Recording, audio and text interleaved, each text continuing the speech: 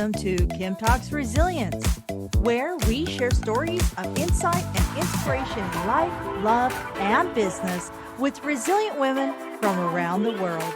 Speaking with authors, entrepreneurs, founders, and coaches to learn their strategies for a more resilient life so we can all build the life we love. I'm your host, Kim Hayden. Alrighty, welcome back. First time stopping by, buckle up, lean in. I guarantee we'll have a great conversation. I have nothing but the best women popping through here, sharing, like the intro says, life, love, and business. This past weekend, I had the honor of being invited to a few memorials, and it got me thinking about our guest today in the sense of an event planner and all of the logistics that go in there. And I was sitting there chatting with this amazing woman, and she was talking about how maybe she's feeling like it's time to shift from what she's doing and start looking at where she's going. And it's interesting having that conversation there because that seems to be a conversation that is going on repeatedly globally. We call this the resignation generation. We're seeing this in women who are in their 40s and 50s are going, wait a minute, and women as young as, mid 30s, you spent all this time in education and then you sit here and go, wait a minute, was this really what I wanted to do? And if there's one thing that I can guarantee you, you're going to have lots of shifts and pivots in your life. So just roll with it, flow with it, and go where you feel good. And this is the conversation I'm looking forward to having with Jenalee Anderson today. Jenalee Anderson is a former corporate event planner turned integrative energy coach. She specializes in helping women transform burnout and reconnect to their purpose and create tangible forward momentum. Okay, now that we got that in the can, let's get Jenalee in here. Welcome, Jenalee. Oh, it was one of those weekends, and I'm still recouping from it because we literally had two big memorials and family in town. And this was a conversation that I was having repeatedly this weekend. So it's crazy.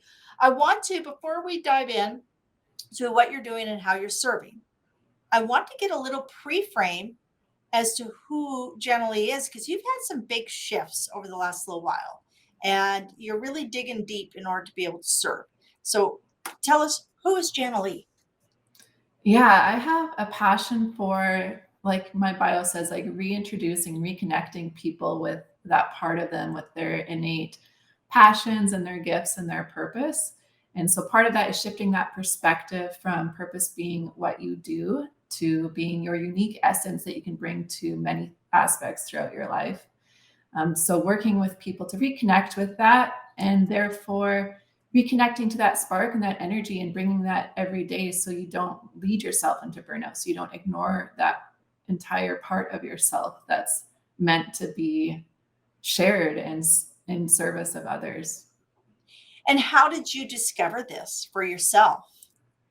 It's been a journey. Like you said, I was in corporate event planning for almost 10 years, managing some really large events throughout North America.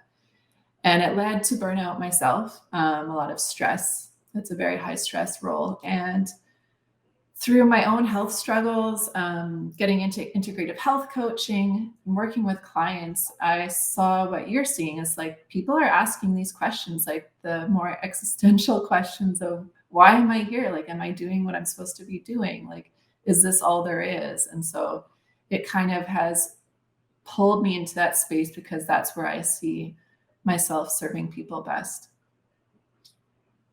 And why is this important to you? Is this something that, like, was there something in your youth? Is this something that, you've come across and that somebody helped you? Why is this important for you to serve others when you could just do it for yourself?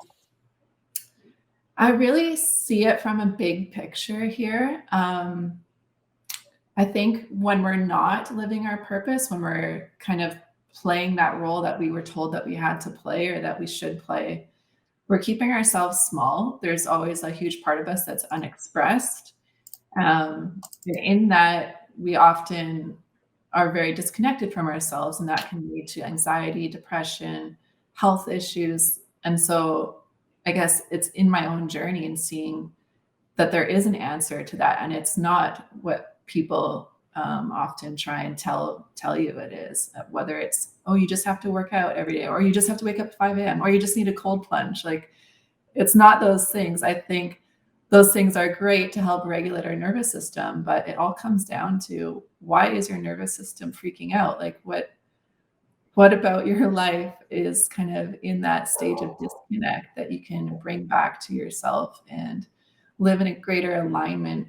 And I think in helping people get to that place, it's like if you see someone, even at a cafe or just in a random role, and you see how lit up they are and doing their thing, it's palpable. Like, you notice it, and it changes, like, it shifts your experience, and it can create community, and it can create just that joy in life. And I think the more people out there doing that, connected to that spark within them, I think that's what our world needs right now, to shift into that world that we would all hope that we would live in.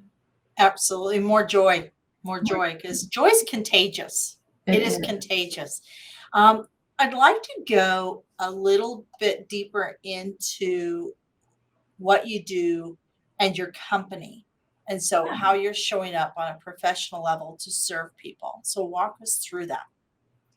Yeah, I've been coaching for a few years, and it started with integrative health, but again has moved more into the purpose realm of things.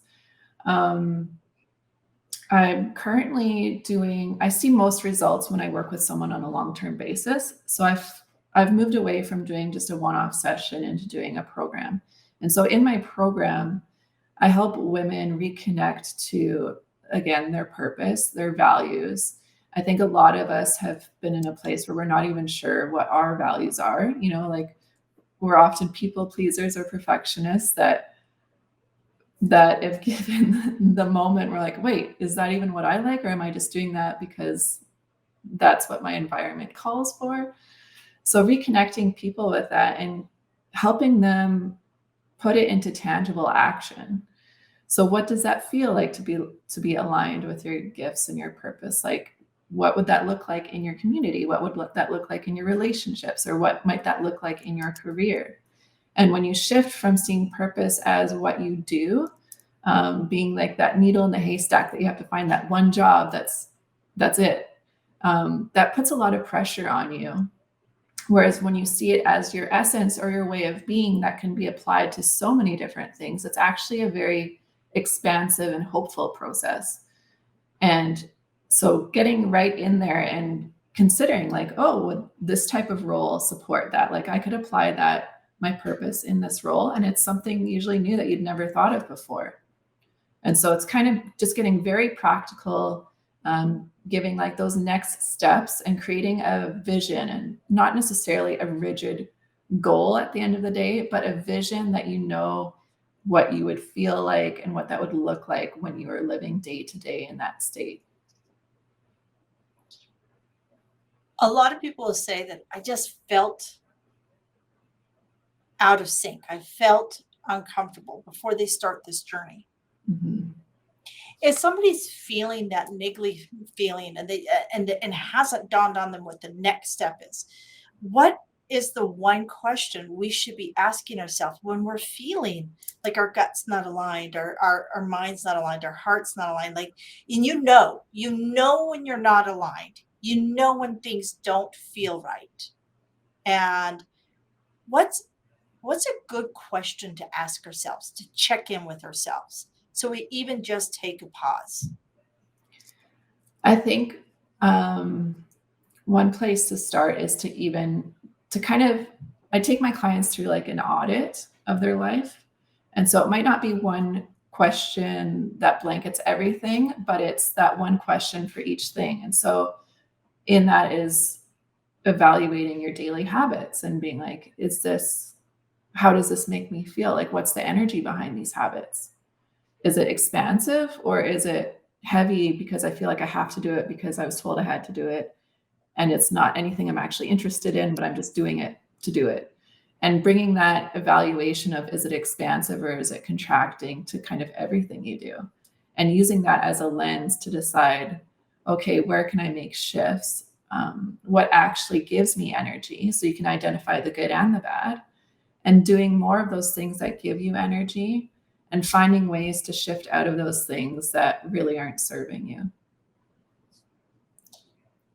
And that's the big one, is knowing when to ask yourself questions and then taking action on them, right? I think giving yourself permission, right? Definitely, definitely. If you don't feel like cooking Christmas dinner for 40 people this year, you know what? You don't have to, Exactly. right? Yeah. Um, and that's okay, because you can always just go to Denny's. Denny's is open all day, every day. McDonald's house, or what's the other? Yeah, there's always somewhere open. Chinese food. There's Chinese food. There's something open. Trust me, there's something open. Um, let's go through and let's tackle the kind of, women are multifaceted.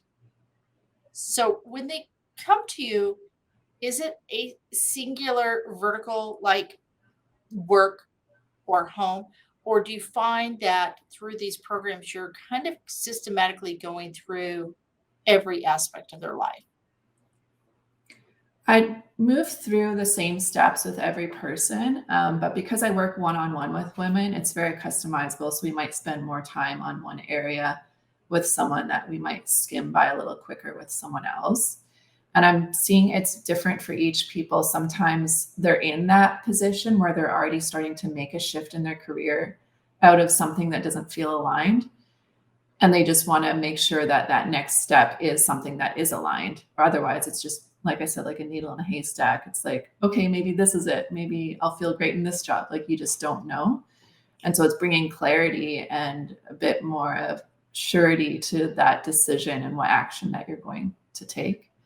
And then other people, it can be often reflect in their relationship to themselves. And so a lot of the work might be on those self-care habits and the self-talk, and expanding what might be possible for that person. Yeah, self-talk. Talk. Can you share a little bit more insight on some of those hurdles that people go through just to start navigating forward? Because you just touched self-talk, and I find that those that mean girl inside is just not good. And can you walk us through a little bit of behind all that? Yeah, it's definitely, we can be our own worst critics. In my experience, and I'm finding that with everyone I work with, we generally have like a go-to phrase that we tell ourselves in our head that's really negative and mean. And it's that thing that you repeat to yourself when you mess up or something doesn't go right, or you're just angry and frustrated, and you just repeat it in your head. And if you think about how many times you might say that in a day or a week, and what impact that would have on your life, of someone telling you that every single day of your life, multiple times a day, perhaps, it's really sad. And it does keep you more in that stuck state, and probably in something that isn't serving you, because you're telling yourself you're not worthy, or you're not smart enough, or you're a mess up, like whatever that negative story is in your mind. And so that is a big thing that I help women tackle immediately, because it can be one of the biggest drains of energy in our day-to-day lives. If we don't feel like we love ourselves enough to do something for ourselves, that can be the biggest hurdle, and it could like make or break whether or not you are able to shift into something that's more purposeful and aligned. And it is critical for a healthy society to have a healthy individual. That you just cannot have the overall, great place to live or community to be part of if the individual is not healthy themselves. You said that you have steps, you have different things. So if somebody's with you for 12 weeks, right, Mhm. moving through a major shift in their life, what does that 12 weeks look like? I know that you would have that kind of orientation, intake, assessment, but as you move through that, knowing that some things you're going to stay, you're going to have to gauge the client, the Mhm. individual. We're going to spend more time on this and less time on that. But what does that in general look like? Yeah, there's 9 steps in the 12 weeks, so that gives that flexibility to spend more time where it's needed. Um, we start with an evaluation of inner image, like how do you look at yourself? And seeing yourself beyond just a physical body, because there is an emotional body, there's an energetic body, and those things have a great impact on how you lead your life. So making that as a foundation, and I do it from I ground the energy in a very scientific way. I think just for my own type A logical mind, I needed that. And so I like to bring that to my clients as well. And then we move into that audit of what are your habits, like off the hop, what are the things that are draining you most? And where are some easy energy wins? Because it can even be hard to tackle a program if you don't have the energy. So getting my clients those easy wins off the hop. And then moving into how you interact with people around you. Like, what are the influences in your environment that are adding or taking away from the way you live your life? Then moving into, we get really clear on your purpose and your gifts. I use energy in an intuitive way to tap into that with really specific clarity of what that is for somebody, what their natural essence and way of being is. And we go through several exercises into integrating what that would look like in your life and where do you see that to be true and how do you see yourself expanding what's possible now that you're owning that and you're claiming those as your gifts and purpose. And then we move into values as well, because once you know your gifts and purpose a bit more clearly, you need to reestablish what your values in life are. So, is that wellness? Is that family? Is that relationship? And so, getting clear on your top core values. So, when we move into the final stages, which are around creating that vision and the path forward, that you have a really strong foundation of what your new values are. And you use that as a tool to then make decisions moving forward. It's a tool of discernment. Does this align with my values and my gifts and my purpose? Yes or no? And it's a really cool tool that gives a lot of clarity to be able to measure everything that you're going up against, because it's not, I know it can be very overwhelming to make a decision if you don't have those things in place. Especially if it's your first time encountering, a lot of people are on autopilot a lot of their life. Especially I think a lot of women that are over that 40 mark, that we've been raised with a very different set of expectations and rules around being female than I think a lot of our women under like that 25 mark, like how I've raised my. And you know what, I have to say I do have some. I am a bit guilty in the sense that I have taught my daughter to be polite and courteous because that's the ladylike thing to do. Whereas my boys, it's like they push and shove a little. They get where they need to go a little bit faster. So I'm not guilt free in this. I mean, in that shift of the evolution that we're going to see over the decades of moving messaging to be more about equity or equality between the genders. But there's a lot of guilt that a lot of women, carry around because, is are we being polite? Are we being courteous? Are we sharing with everyone? Are we sitting up straight? Are we waiting to be spoken to? Are we, it is interesting. And I think that erodes over time. I think that erodes the core over time. Mhm. What are some fun things that you do for yourself? What are some things that you do to refill your cup? Um, I just moved to Vancouver Island a few months ago to be closer to nature, to be very integrated in nature. So I go down to the beach every single day with my dog. He fills my cup for sure. He always makes me laugh.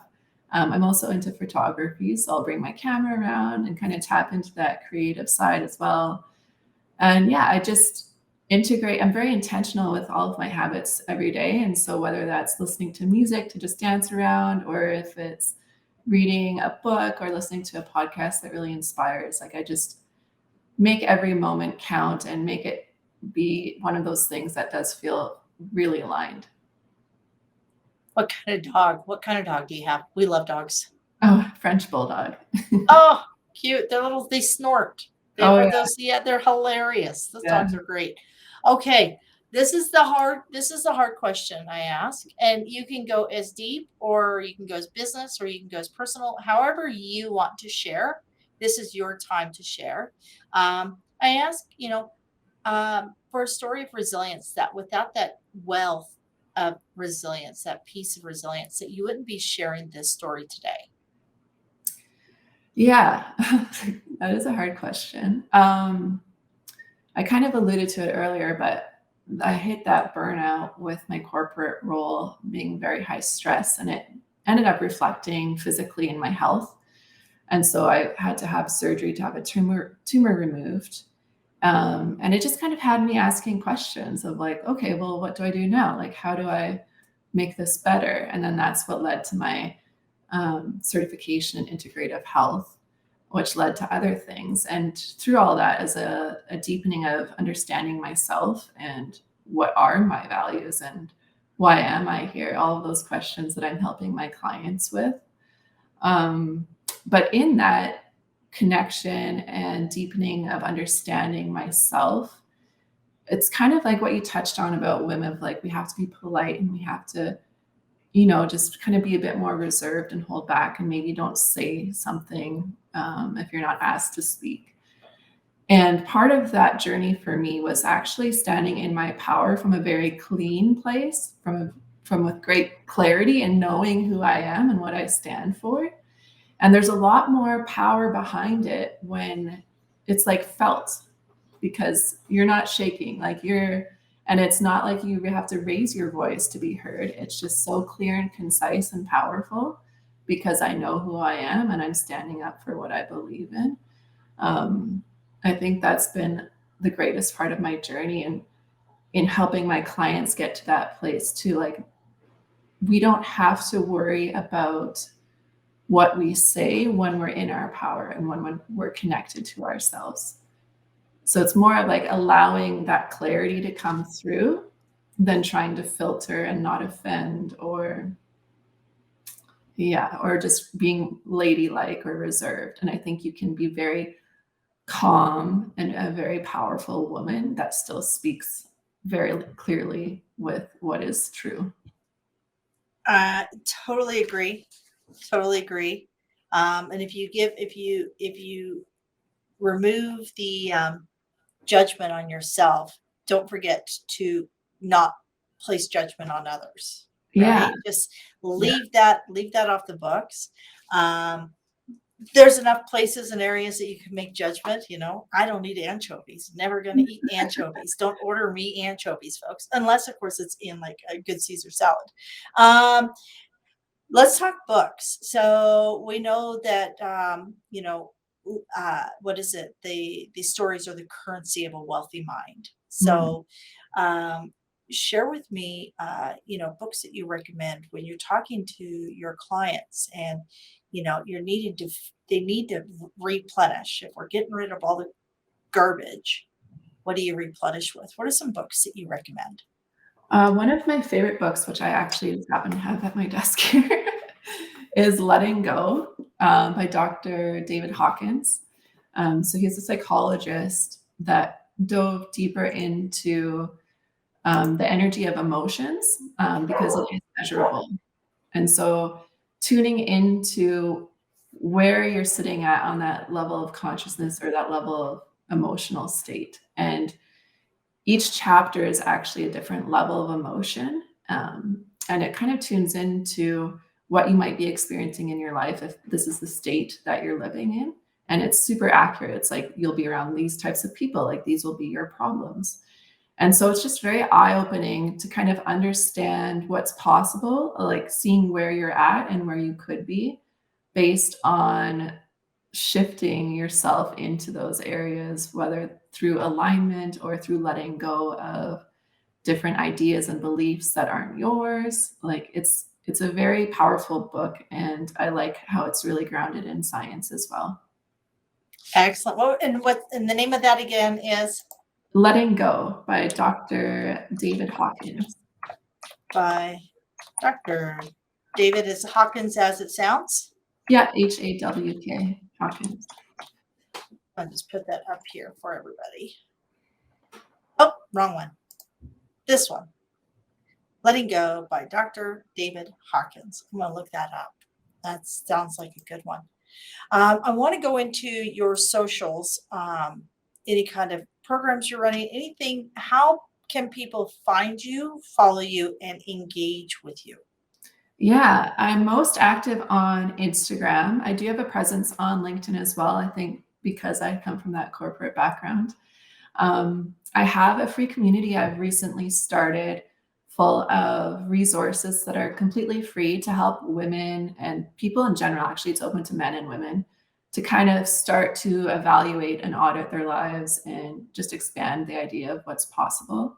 So there is a community linked on my Instagram and my website as well. And the way I work with people is through one-on-one coaching in my program, which is a 3-month program, the one that I spoke about, where we move through all of those steps.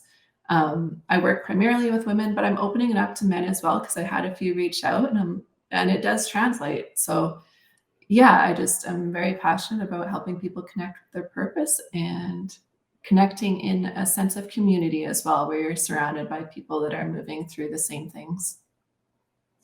And, nobody gets out of this life alive, and we all live here together. Mhm. So being the best version of ourselves only ensures that we're within the best versions of our communities. Yes. Yeah. So it's critical. And the reality is a lot of people go, oh, I don't know about coaching or mentorship or this or that. You don't get to the Olympics without a coach. You don't get, and actually what's really interesting is a lot of times when I've interviewed Olympic athletes in past, they actually could take their coach. They will beat their coach every time. However, the coach keeps them top of mind, keeps them focused on creating the practices and the habits that they need in order to get the gold medal. So people don't get to the Ironman and all these different high performance spaces without having a partner, having somebody there to walk with them to achieve those things. So give that some thoughts, folks, because this is something that keeps coming up in conversation with me. And I have hundreds of conversations a year. I mean, like real conversations around this topic. And, you know, what Jenalee is talking about is about that. I've got your back. Let's make this happen. If you need a hand up, I can be that hand up until you're ready to stand on your own. And I think these are really important things that we need to be moving back towards, right? A more holistic styled, society in general, helping each other out. I always like to ask, what is a quote that you feel could help inspire others or help serve others, or a quote that serves you? Um, the world can be a tough place at times. And it's okay. It's okay if you have to borrow from somebody else a great quote or a reading of inspiration or a breathing technique in order to get through those tough times. The only thing that matters is you get through the tough times so you can get on the other side. So, Jenalee, I'd like you to wrap up the show today sharing a quote that means something to you and why. Sure. The quote that's really been my favorite just this last little while is one by D.L. Moody. It's, "Our greatest fear should not be of failure, but of succeeding at something that doesn't really matter." And it stands out to me because I think so much of our lives can be led with ego in achieving a level of success or a new title or a job. But if it's not tied into our purpose, or if it doesn't feel like it really matters, that's when we're still going to feel unfulfilled. And to live your entire life feeling that way and only recognizing it at the end is really sad. So it's taking that step, not being afraid to fail, because you don't really want to end up in that alternative. Yeah. No rooms for regrets, folks. No room. No room. So live your life. Jenalee, thank you so much for coming and sharing your very kind of insightful and Zen-like approach to things. And I love that you yourself are finding, if anybody, if you don't know where Vancouver Island is, do look it up. It's actually one of the most beautiful places in Canada. And I've been out to Tofino. That's what our personal favorite place to go camping is. Well, it was 10 years ago. It's a little commercialized now, but I'm sure I can find something. There's Ucluelet there with the waves and Nanaimo. There's so much gorgeous all out that area. You know, so all I can say is get out, walk around, find a dog if you don't have a dog, throw yourself into a great book, listen to some good music, but do something good for yourself. Don't sit in that perpetual state of, oh my God. But Jenalee, I love that name. It's like two names all rolled into one. Is that your mom? Like, did she come up with something like? Yeah, I was named after an actress in the 80s that was on Dallas and Three's Company. Oh, Yeah. who's that? Her name's Jenalee Harrison. It's spelled a little bit different, Jenilee, but Oh, yeah. interesting. I watched both. I'm gonna have to go take a look. I'm gonna have to go take a look. Your mom did good. That's a great name. Thank Nice, you. nice Southern name. That's where the Dallas thing would come in also. Very much All so. right, Jenalee, thank you so much. Again, Mhm. folks, do stick around for this super duper cool outro I have. And be sure to reach out, join our resilientgift.com. That's our community. And you're going to be seeing some really cool stuff coming up shortly in there that will help support all these amazing women that are on this podcast. Until next time, all I can say is, you know what? Give yourself some grace and be kind to yourself. Thank you for joining us here today at Kim Talks Resilience.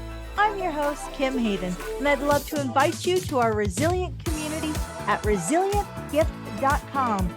That's resilientgift.com, and we'll send you our magazine and tickets for upcoming events and all sorts of cool things we do here. So be sure to keep watching, and you know what? Don't forget to like, subscribe, comment, and share, because we all know that sharing is caring.